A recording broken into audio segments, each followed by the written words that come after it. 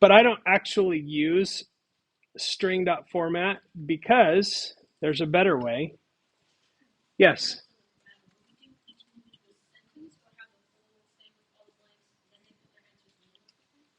You won't print it out. You'll just have that stored in a variable, and then they'll give all their answers, and then you just substitute them in. But watch this. This is much better.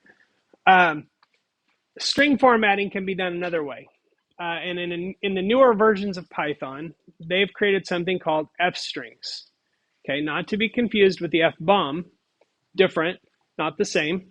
F strings allow us to very simply create a string like this, and if we just put an F right in front of it, it'll look for these variables in your code and just put them in.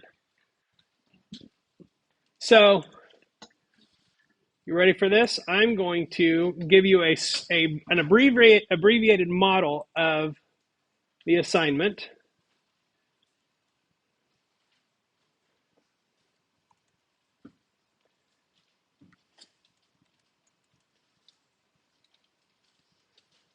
Okay, so let's say I have some random text here.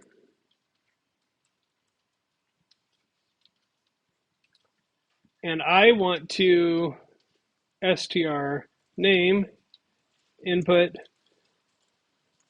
Okay, and I'm going to ask, what is your name? Is your name? And str age input.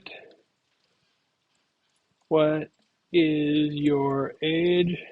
Oh, close. There we go. And if I do this, just put an F in front of it. Watch what happens. Okay, so right now you can see this is all green. It's just a regular old string. If I put an F right in front of those first double quotes, look it lights up the variable names. So PyCharm is actually smart enough to know that if I put an F in front of that, it becomes an F string or a formatted string, and it looks for the variables.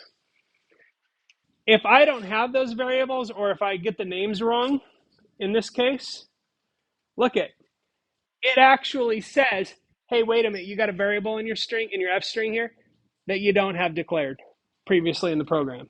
It doesn't exist. So that's really helpful.